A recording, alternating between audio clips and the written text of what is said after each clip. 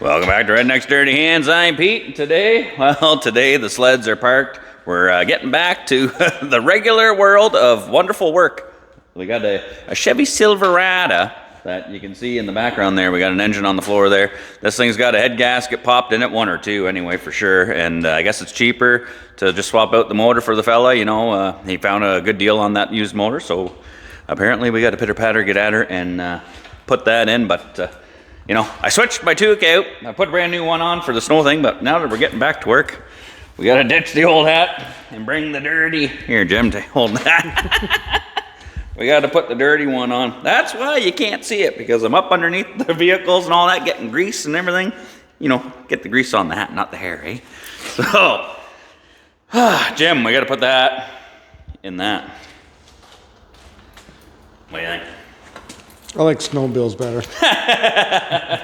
Yeah, this one definitely weighs a little bit more than the motor and the shocker there, but yeah, I don't know. I kinda, you know, we haven't been doing a whole lot of work to actually pay the bills this season. We've been doing a lot of racing and driving around and going places, so you know what? Maybe we do a little bit of work to put some money back in our pockets. So I told them we'd do this job, you know, and help them out. So this one here, I'll spark it up real quick. We'll get a shot of the exhaust on this thing. She won't even start now, Jim. Battery pack still hooked up? I think so. Maybe that's why it's clicking on you.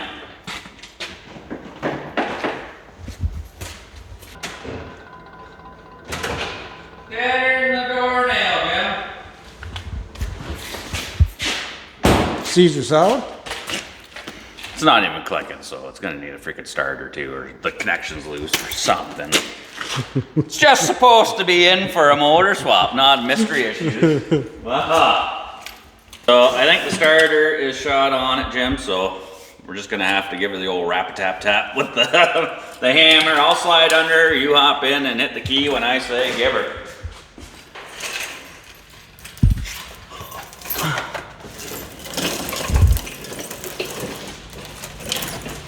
Geez, the starter doesn't look too old in here, Jim. Just give her a try. I'm just gonna wiggle the cable here. Nothing. Nothing? No. Hold on. There.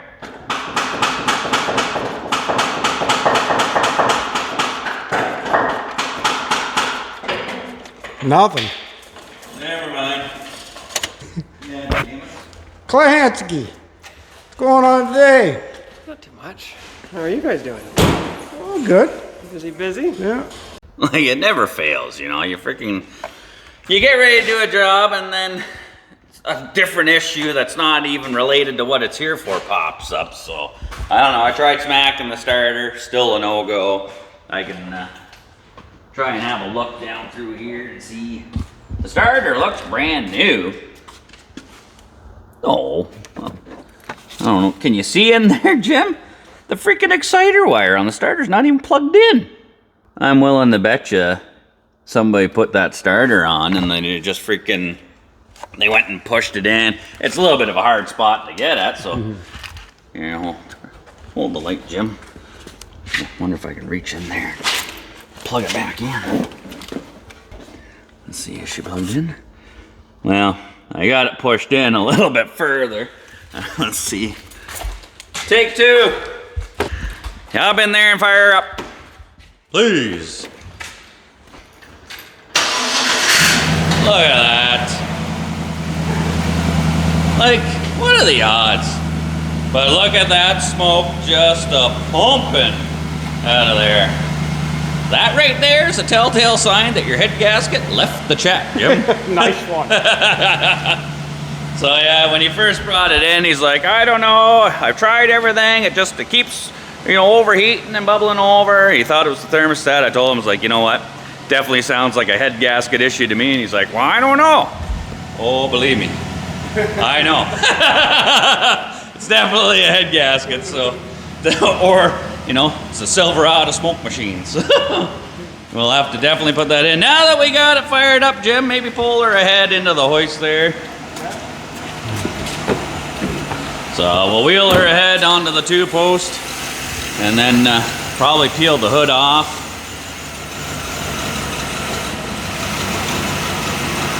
Yeah, a little more.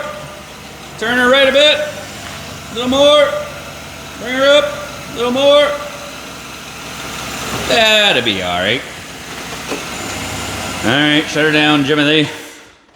All right, so gonna pull the hood off. Just to, I don't think we really have to. I'm pretty sure we could put the cherry picker on and get that motor out of there, but it'll just let more light in, be a little bit easier to work on. It's only a couple of bolts, so you know what? Work smart, not hard. We'll pull that off, and then we'll lift it up. We'll undo everything from underneath, drain the fluids, undo the exhaust, all that crap, and then we'll just lower it down. We'll push the truck back out into the open, use the cherry picker, yank the motor, and then reverse the situation, plump the new one in. We'll have to swap some stuff over.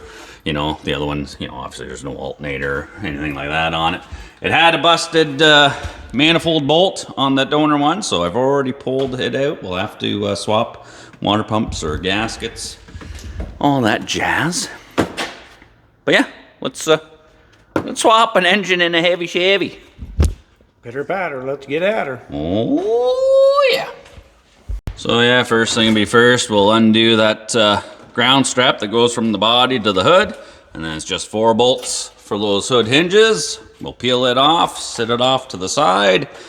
We'll have a little bit more light on the situation, then we'll just start, we'll lift it up, drain the coolant, oil, get rid of the fluids first, so we don't make a mess, because I'm pretty good at making messes on the floor here, and I don't think I have any floor dry, so yeah, we'll get that stuff out of the way. Looks like he's got a brand new rad in here. I think he was chasing down. That's probably what caused the head gasket issue in this. I think it was probably had a slow leak over time, and then once the level gets down to a certain point, you get an airlock, and then the thing overheats, take out head gaskets. So I think it was one of those things, too little too late, didn't catch the original issue in the beginning, so we'll probably pull the rad out so we don't ding it, seeing as how it's brand new, and I'm pretty sure they ain't cheap. So you can see the plastic on there. Like, that is a brand new radiator.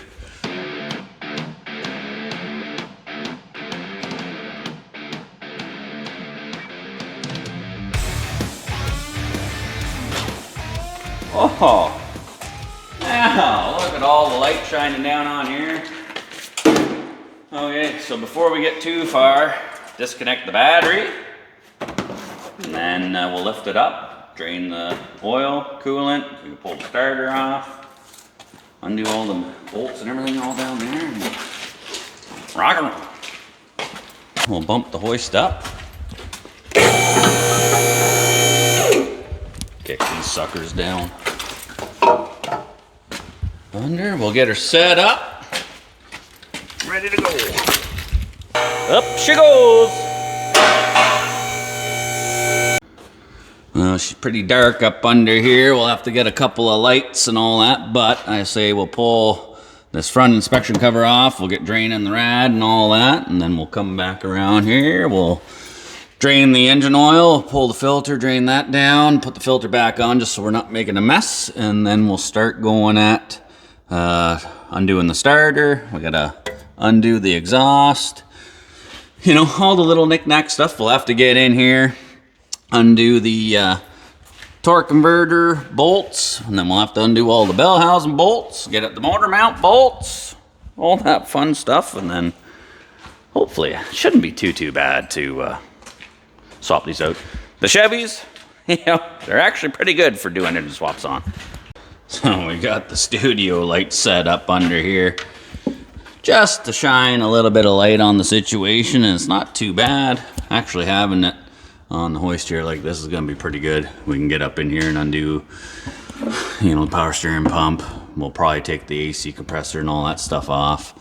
We'll try and leave that all hooked up so we don't have to discharge the system or anything like that. Jim's pulling the drain plug on the oil pan here right now.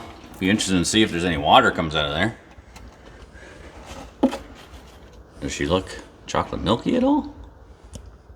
Yeah, it doesn't look super terrible. You can kind of see a bit of a trail of milkiness coming through in the bottom of that oil there. So there's a few different ways that the head gasket can go. It could be an external leak, an internal leak, you know, it can go into the cooling system, you know, or, you know, it can mix with the engine oil, go all chocolate milky or whatnot. So I'm thinking this one here has just started to let go. That's why we're getting all the smoke coming through there. When we get further down the line, we can pull some spark plugs out and see if they're all, if any of the spark, oh, yeah, look at that. Oh yeah, there's definitely some water in there. You can see it's all white looking. The only thing I'm not too sure of, Jim, is this being a four-wheel drive, we got a differential right in front of the oil pan there. So when we go to pull it, we're gonna have to lift it up and go forward, but I'm wondering if we can go up far enough to clear that without hitting the firewall. I'm sure we can, so we'll just take it one step at a time. Drain the oil, but then I figured, you know what, might as well let it down. We'll pull, I'll undo everything and pull the rad out. It's easier for me to just pull the rad hoses and drain it out the bottom that way. Then we'll take the air duct, everything off, make some room so we can get this rad out so we do not bugger it up. And these, well, I don't know, see how fast we can get this out. I'm hoping, if all goes well, might be able to get this sucker out in like 2 hours, maybe. Start the timer, Jim. So I'm just gonna pull all the stuff off for this cold air intake he's got. Well, we got an hour. I gotta leave at 2:30 to get an 8. Well, then you can bring Nate back and he can finish her off. Yeah.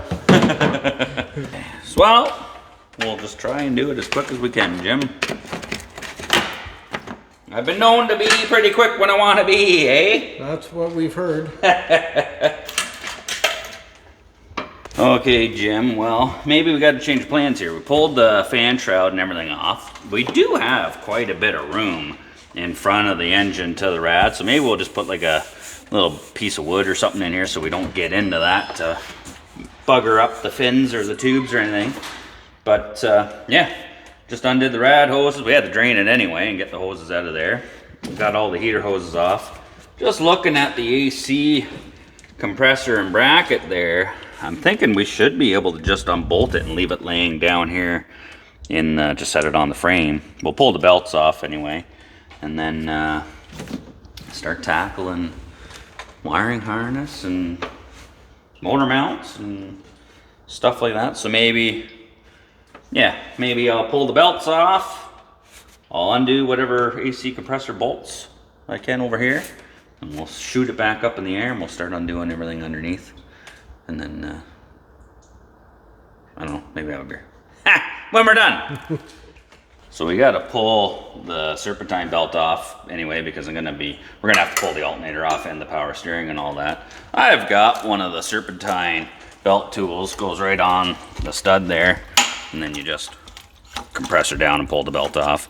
But I mean, you don't have to have the fancy tools. I mean, even just a 15 mil wrench does the exact same job, you know, so you don't have to have all the fancy special tools. Pull that off of there.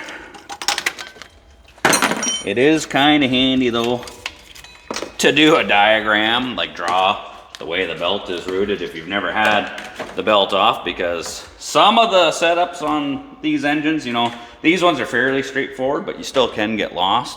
But like some of the Fords and Dodges and stuff, you get looking at it and the belt's just squiggling around. If you take it off without a diagram, it's like, whoa, you'd be Googling how the heck you put that back on. But if you get a shot in here, Jim, it's fairly straightforward. Pulled all the hoses. There's this little hose that went from here to the radiator. Then we got our heater hoses here, you know. It's all fairly straightforward stuff. You know, you just basically keep looking at what's connected from this to this. You just gotta undo all that before you start pulling off. Guaranteed we're gonna find something we forgot when we go start lifting this. You know, there'll be a ground strap or a freaking wire still hanging on. There always is one. Like right here, I can see we got a ground strap right there. So let's pull that guy out, get these grounds off of there. Well, we're here, Jim. Well, as you can see, we did an excellent job getting all the coolant in the drain pans. I mean, these aren't as good as the old square bodies, but there's still enough room. You could sit up in here and work away. The freaking fuel injector harnesses, they're a little bit tight to get at on this side. You got to pull all the clips up and get them off, but I figure I'll take as much of the wiring off and the fuel lines and stuff like that. I got the starter off underneath. We'll lift it back up, and you know, we still got to undo the exhaust. That's going to be the real tricky part. Although maybe we should undo the exhaust first before I do the fuel lines, because maybe just torch the freaking things off. I don't know. She's tedious. This is one of those jobs you definitely got to pack a lunch. Oh, okay, Jim. While you were gone, I was a little bit busy, but I mean, I'm not busy enough to get the motor out. You know, but I was wrestling. I got all the torque converter bolts out. There was 3 of them. They're a little bit tight access. That's the hole for one of them there. I got it marked. I thought there was, for some reason, I thought there was 6, because we did JP's Avalanche a few years back. It had 6 of these bolts, but this one's only got 3. But they were tighter than a Dutchman's wallet to get out of there. I had a freaking Johnson bar on holding the main crank, and then, you know, I had to double arm it, hold the crank while I undid these guys. But thank the Lord, that one is done. So now, we've got the motor mounts undone. I've got the AC compressor just dangling there. I got the power steering pump dangling. It's all unbolted. Transmission lines are loose. Wiring harness should be loose. Motor mount bolts are out. So now we got to come around back here. Yeah, this is not going to be fun. So we got to get up and undo the exhaust on off of both manifolds. And then we got to hit all these bell housing bolts, get them all off. I'll probably put a strap underneath the transmission from frame rail to frame rail with a block of wood or something, just to hold the weight of that. So when we let her down on the ground and then we get the cherry picker on there to grab the engine, we can pull her up and the transmission will stay up there. It won't drop down. This is, it's been a while since I done this, and I probably should have told him, you know what, no, not interested, take her on down the road. But I mean, he's a good fellow, so you know what, might be a day or 2 doing this, but I mean, hey, we're in no rush. Okay, it's day number 2. We've pushed the truck back off the hoist because, you know, we made quite a bit of a mess over here, and I don't have room for the cherry picker in the front of the truck there in the bay to start lifting it. So ended up pulled the intake off of her, you know, found a little mouse house in there. Little bastard. So it's a good thing we're pulling this all apart. But I did end up taking the AC compressor off just because that bracket kind of hooks around it. So when we go to pull it up, I feel that it's going to get trapped. And then I took the main bracket off the other side of the motor that was going around the power steering pump. Just left the power steering pump dangling there. It's all still hooked up with the lines and all that. But yeah, I don't know. There's a bugger, well, 2 bugger bolts in the back of the bell housing there that were just a bear to get to. The bracket for the fuel lines goes on it and traps it. I had to slightly massage the bracket out of the way, Jim. What's a bugger bolt? A pain in the nuts to get out. So we got them all out, I believe. So now it is time to start lifting her up and see if we can separate it. We got a jack underneath the truck there with a block of wood, just taking the weight on the tranny pan there. It's a fairly good sized chunk of wood, so it's not like it's gonna push and dent the pan in or nothing. It's supporting it. So we'll just go up a little bit, take the weight there, and then we'll start going up with the cherry picker, and hopefully we can separate this thing and wiggle it out of here without too much fuss, Jim. Okay, Jim. We'll give her a couple of pump-a-doodles. Probably. She's lifting up a little bit. Let's take the weight of her. Yep. And then we're gonna have to see how high we can go with it, and then we got to try and separate her off of the transmission there, Jim. Okay, so we got it lifted up, so I'm just putting a pry bar in behind the engine block and then wedging off of the bell housing and just kind of giving that a tug. Hold that there, Jim. Oh, okay. Okay, so this side's free. Nice one. Now let's see if we can do that on the other side. A little bit of a gap between the bell housing and the engine block, so I just got a long flat blade screwdriver here. I'm gonna see if I can wiggle it in there.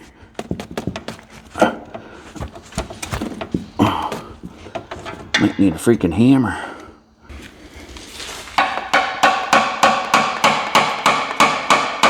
Yeah, she's spreading. One of the main problems with these is the dowels get seized into the between the block and the transmission there with the aluminum and all the steel, but I think we got her popped free, Jim. So now we got to try and go up, forward, up. We got to clear the flywheel. The flex plate's got to come out past the bell housing of the transmission, and then we got to go up over that front differential. So let's just see what happens. So we got complete separation from the engine and transmission on this side here. We'll have to be careful. Keep an eye on the fuel lines and the wiring and all that stuff as we get tugging this sucker out of here, but it looks like, I think we'll be good, Jim. So maybe you want to pump the handle, I'll climb up there and Sure. see what we can figure out here. Sure. All right, I'll keep an eye on the wiring and the fuel lines and all that jazz, which looks like we got kind of tangled everywhere, Jim, everywhere.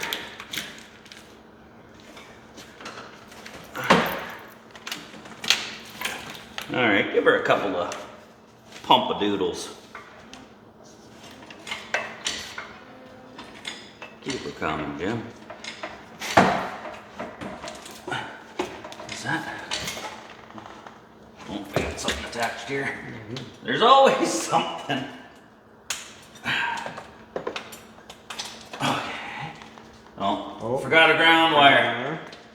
Need a 13 mil, Jim. That little bugger right there. Okay.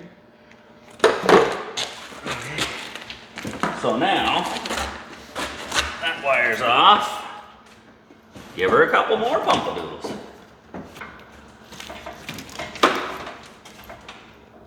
Again? Okay, now try and drag it back a little bit, Jim. Yeah. Nope. We might want to put a chunk of wood or something in front of the radiator so we don't go tugging this back and then send that freaking water pump pulley right through. Beauty. Oh, it's like it was custom cut for that, Jim. All right, give her another tug. Tuck back. Yes, sir.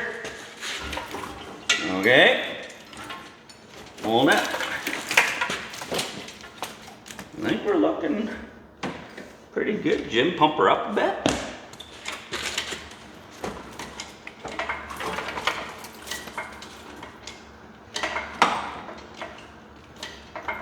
Oh, hold it. Oh, we're gonna be, this is underneath the cowl here, Yep. and this is underneath the clip here. We might have to try and turn this sucker. You know what I mean? Mm-hmm. Well, Jim, we're not gonna get away with it. We gotta take the freaking water pump off. We just don't have the clearance.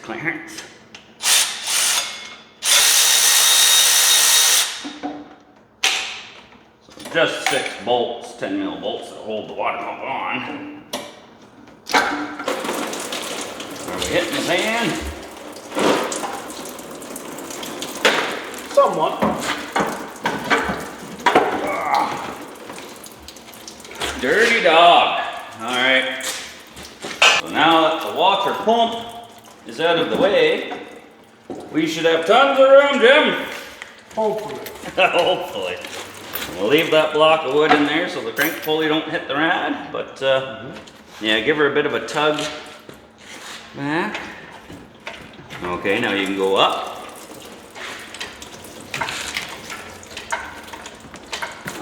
hold it for a sec? Yep.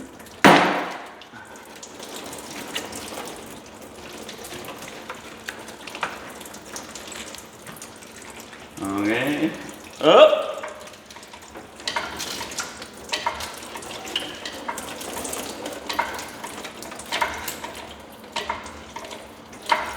Hold it. You're free there. Take her up.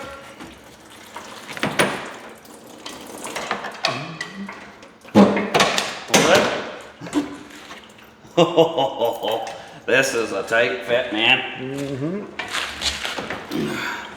I think probably gotta take the freaking crank pulley off. I wish we had known this earlier. We could have just put the freaking impact gun on it when it was down in there. Now we got no freaking room. But I got the pry bar wedged in there. And Johnson bar. Oh, jeez.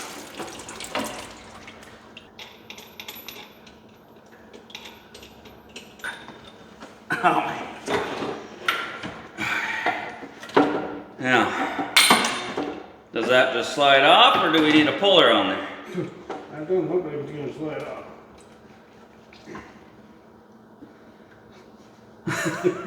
So we ain't getting that freaking crank pulley off, Jim.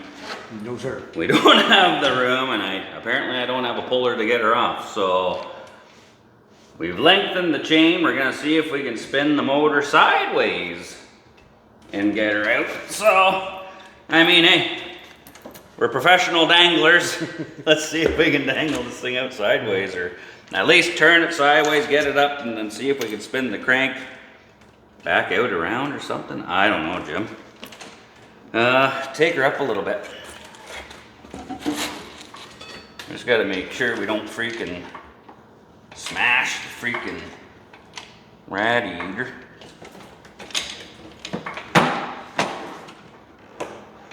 And so far, so good. Hold it. Yep. Going? Hold it. We're caught on. We got some 10 millimeters. Might need 10 mil that socket there on that electric reaction. And then I'll need a ratchet wrench too.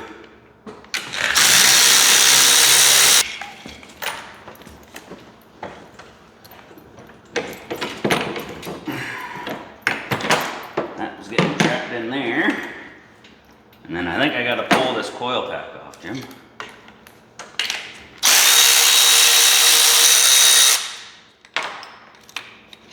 You got the ratchet wrench.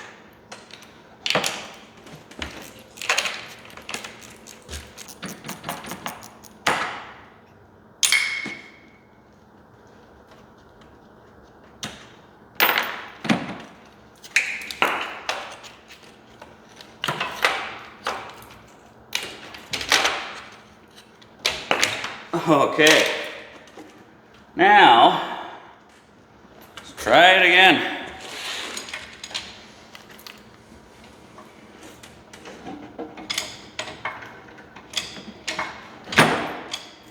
We're good, we're good. Okay, pull it back a bit. Now go up.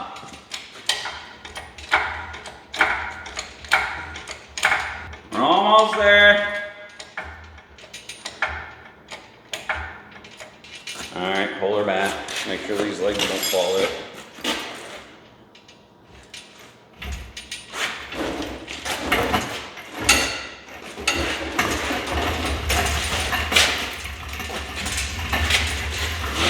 Start dropping her down nice and easy. Well, I mean, it's out. But that's a lot tighter than I thought it would be.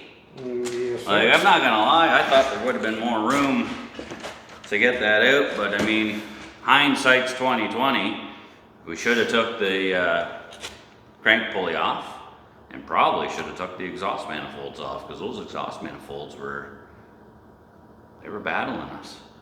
And the motor mounts. I mean, I imagine if you had the crank pulley off, you could probably just lift it straight out.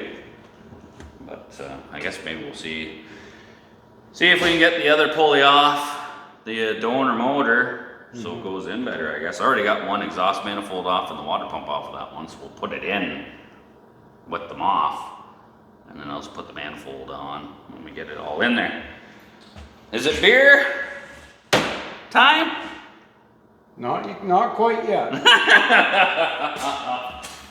So we figured out we need to be able to take this freaking pulley off to do the swap and everything. But it's like, well, how in the heck do we get the puller and everything hooked on here to do it? So we came up with our own little rig here. And it works. Tickety-boo. Tickety-boo. Let's show them what we came up with here, Jim. So this puller that I had kicking around just barely fits in between there, but it does have, there's flat spots on the back here where you're supposed to be able to grab it with a puller. So I pulled, because we got spare bolt, because that one still has one in there. So I pulled the bolt out of here. I cut the washer off because the head of the bolt will pass right through the hole of this pulley. So we could use this as a stopper to push against, otherwise we'd be buggering up the inside of the crank or whatnot. So I just drilled a little hole in here to center it so the thing wasn't wallering around, and tickety-boo, we got it off. So that means we can pull the pulley off of the donor motor, and then we should be able to go straight in. You think, Jim?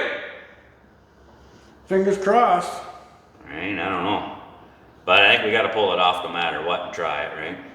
We'll have to switch a few more things. We got to pull this AC bracket off, put it on that motor, and then the flywheel, got to pull that off, put it on that motor.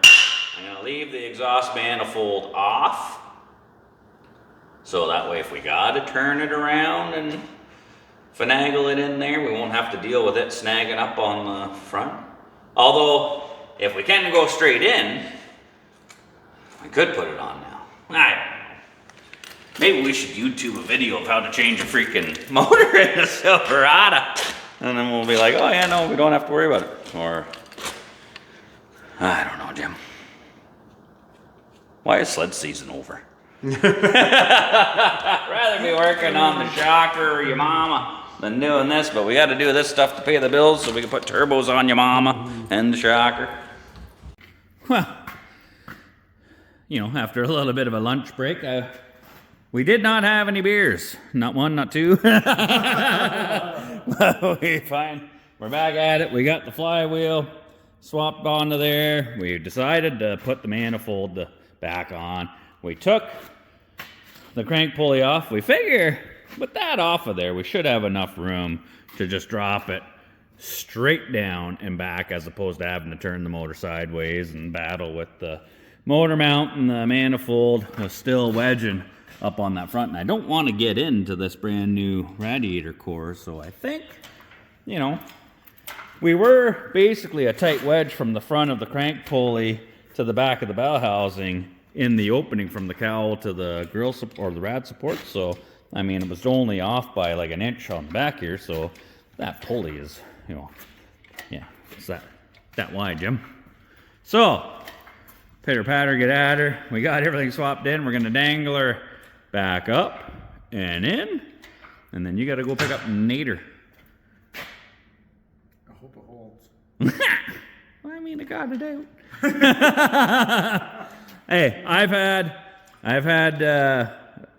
Duramax diesel hanging off of that, no problem. I've even had a freaking Cummins hanging off of that. When D-Ron was doing his truck there, it was, I think, a little bit too much for this thing to, we were definitely, this thing was in the 1,000-pound mode, and the Cummins there, I think, exceeds that. So, I mean, little LS should be no problem. So I got the power steering pump strapped forward and off to the side, so just have to guide some of the electrical harness there. The tranny looks like it's sagged down on the jack, so we'll give that a couple of pumps. Oh yeah, it's not even on there, Jim. Well, that jack means, doesn't it? Yeah, we might be due for a new jack, because obviously it sagged down, so I'll give the handle an extra crank there. Hopefully it holds it up. All right. You might be high enough here. Let's see. Oh yeah, send her home.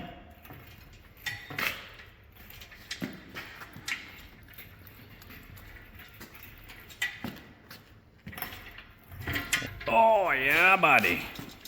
Now this is where you need to have like some finesse skills when you're cranking down the cherry picker, eh? You can't just go then wham, take out the freaking windshield and scatter our tools all over the place, and then yeah, so nice and easy. Oh yeah. You see how easy that is? Yeah, that's pretty good. I'm like Turtle Tommy, nice and slow. And slowmobile, eh? I think we're looking good so far.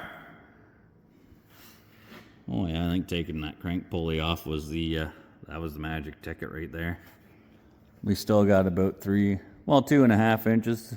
There you go. Yeah, watch that bracket there. Yeah, you're good. Oh yeah, she's gonna snake right down in there. I'll have to move these heater hoses. We're gonna trap them with the manifold there. Okay, hold on, Jim. I gotta climb up there.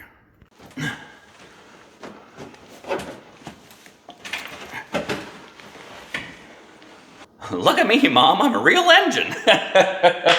So Jim had to go pick up Nader, but we got the engine set down in here, and you know, I'm just standing right in between the front of the motor and the rad there, putting all the pesky bell housing bolts in. Got it, made it up to the transmission. It was a bit of a bugger, and when we did get it all put in, this engine came with motor mounts on it. So I was like, you know what? It's already got motor mounts on it. Mint, put her all in. Yeah, don't ever assume that the motor mounts on your donor engine are the same, because they weren't. Freaking thing wouldn't sit down, had to lift it back up, take all the motor mounts back off while it was in here, bolted the tranny, which would have been way easier to do it when it was out on the floor, but hindsight's 2020, I guess. So you know, we battled with that, got the motor mounts switched over, so now it is bolted down, locked in, so we just got to start like a nice dress shirt, start buttoning her up, and yeah, hope I can get back out of here. Nice one. Oh my God, not 20 years old anymore. But as you can see, we got her all back in there. I put the crank pulley back on, wasn't too bad. Just had to grab a big socket, put it on the center, and give her some love taps just to get it started, and then got the bolt in there, so it was grabbing a few threads. Zipped her on, nice and tight. So now, obviously we got to go back around. I'll have to put the AC compressor in there, hook it all back up. Situate the power steering pump back in, put that front bracket on, then we'll have to put the water pump on, we'll put the intake back on, have to put the vacuum in there, make sure nothing dangled its way down into any of the valves there, because that would suck if we, you know, happen to get something drop down in there and not notice it, you know, a little nut or bolt or something like that, and then go to fire it up and clang, clang, bang, bang. Not good. So we'll make sure that's all done. But at least with the intake off, it's super easy to get on those back, all the bolts and the brackets, you know, because with the intake on there, it's almost freaking impossible. You gotta have tiny little baby arms, you know, and I do not. That's where I'm getting all these freaking scratches and gouges, you know. Every mechanic knows you got bloody knuckles, scrapes and scratches all over your arms and everything. So we're gonna button this sucker up and hopefully, fingers crossed, have this thing done today. Let me see your hands, Jim. Not bad. That's right, not terrible.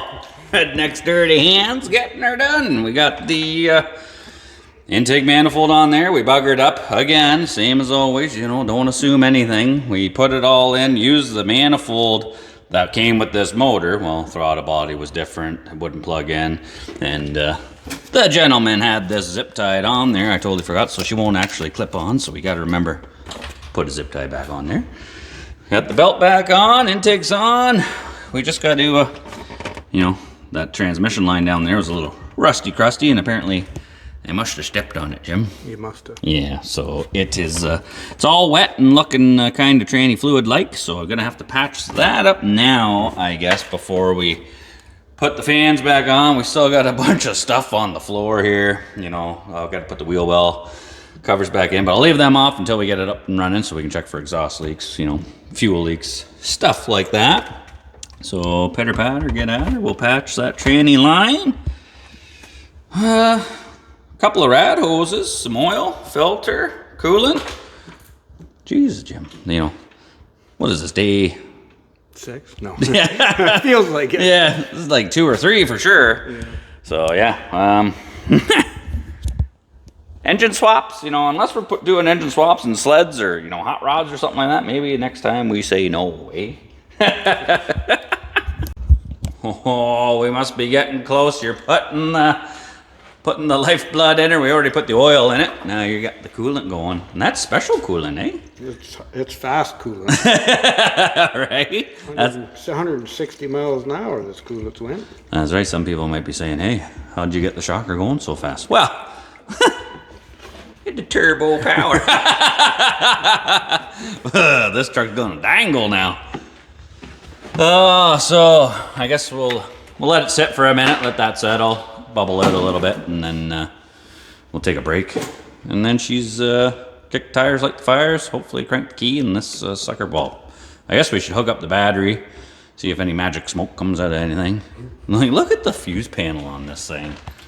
Like, just corrosion city. Like, there's all freaking kinds of corrosion, dust and crap in there. Like, oh my God. The salt and the weather here is just terrible on everything. But, yeah, we're almost home free as long as this thing starts, idles, revs up, drives, out the freaking door, to the bank to go get our money. We'll be good. This is kind of the moment we've been waiting for, you know, for the past couple of days. Hook that battery up, Jim. Now, this is where you're hitting the other one. Any sparks? A little bit. I mean, it'll spark when you put it on, as long as nothing else is like, there's no smoke coming out of anywhere, the alternator's not getting red hot, you know, releasing that magic smoke, you know, the lights inside aren't flickering and carrying on. I don't think we got any wires pinched in the bell housing. We didn't crush any wires. Everything, I believe, is plugged in where it's supposed to be, so we should be good. You just top her up. It's only really got to go. We just want to keep it to this line here. So about halfway, 3/4 way up that jug there. And then while you're doing that, maybe I'll buzz the key. We'll prime the fuel pump.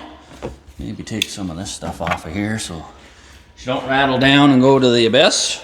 Chuck her in the tool tray. Yeah, I think I'm gonna give her a crank there, Jim. Let's just see.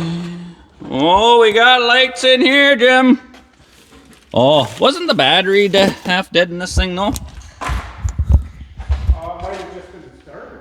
Oh, yeah, true. All right. Well, the key turns on. It is in park. You can hear the fuel pump cycling. There's no fuel leaking anywhere. Cycle her once or... Alright, I'm gonna give her a crank, Jim. The freaking battery's dead.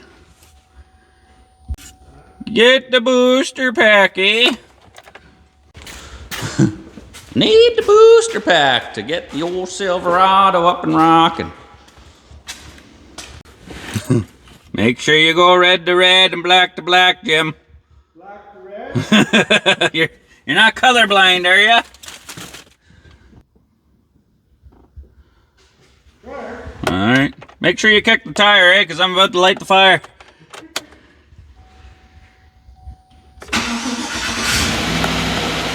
Opa! Alright, no oil light. Says change oil soon. We just put all fresh oil in there so I can reset that sucker.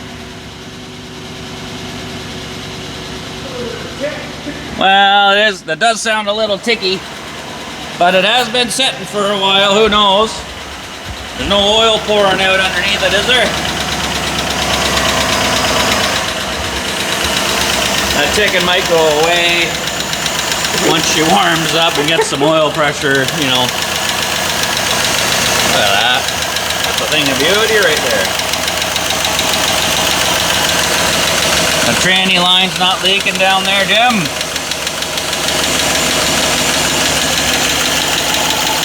Oh yeah, that chicken's, it's slowing down, getting a little quieter. That look, that's like the look of non-approval, eh? Doesn't sound quite as good as the Ranger, eh? We'll let her run for a couple seconds here, and then I'll shut her down. We'll let it just get some heat in it. It's getting some oil up to the top end, all that jazz. I'll shut it down, let it sit, and then we'll fire it back up and see. Hopefully that sound is gone. Or we might have to put some freaking, maybe a little bit of sea foam in there.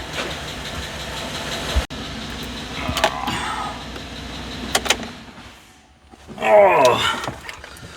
And we'll put the battery charger on in the meantime too, charge it up, so. Now, how on this one do you freaking reset the oil light? Usually there's information buttons. Where the heck? Well, this one might be... I'm gonna try something. Might have to reset the oil light by shutting it off. And then we turn the key on. Gas pedal 3 times. Maybe. And then we'll shut her off. Let's just see. Get her! Ha! You're on! Just in time. That's a good one. Still has the service tire monitor. That's fine. No, right? We got no change oil light, so that is how you do this one. You key on and stomp the gas pedal 3 times, and that ticky-tacking, It's gone. she gone. What? But what? It'll still smoke a bit because there was coolant in the exhaust, eh? Don't be saying it's still hogging all kinds of smoke out. What do you think, D-Ron? Yeah, that runs good. She's smooth. Oh, you'd be smelling antifreeze. Yeah. I mean, that's not smoking anywhere near as much as it was before, but it's still got a bunch of antifreeze in the exhaust. The catalytic... Is that what I'm smelling now? Oh, yeah. It smells something that's burning. Well, that'd be all the heat, all the oil from our hands on the exhaust. So we might have to, as long as nothing's leaking all over the place, I just say we can throw the wheel wells back in, throw the tires back on, throw her outside, let her run.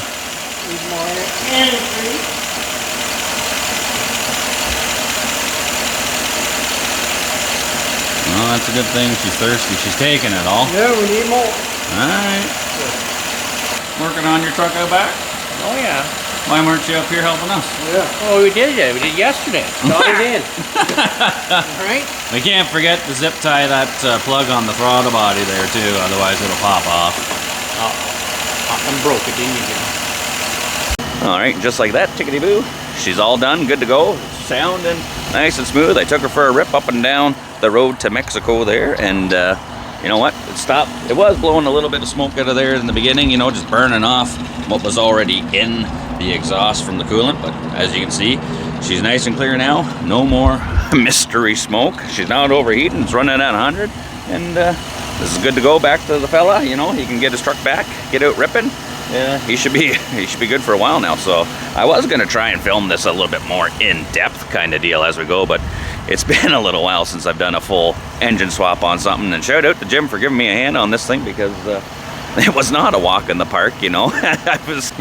This went on for a couple of days, so we're not as young as we used to be climbing in and out of this thing, you know, trying to, you know, put a motor in, realize the motor mounts are wrong, pull it back out and change the freaking motor mounts and then put it back in. And, you know, I thought we could just, you know, snake it out of there, no problem. Didn't realize you got to take the freaking crank pulley off and all that jazz. So it's all these things you learn, you know. I'm no expert at anything, you know. I did stay at a Holiday Inn Express once, so I know my way around an engine bay, but sometimes when you got to pay the bills, we can't race sleds every single day, you know. We got to actually eat and put beer in the fridge, so you know what, there's a heavy Chevy engine swap right there. There you go. So as always, thanks for tuning in. I hope you enjoyed this video. We appreciate everybody tuning in, watching, following the channel, sticking around in the off season. You know, we got some plans for this summer. We'll see what, maybe do some grass drag. Maybe we want to try and build a proper grass drag track over at McLeanski, so we can do some testing and tuning. So if we can get a line on a bulldozer or something like that, or if anybody knows anybody that's got one and wants to help out, send us a message. But as always, take her easy and cheers.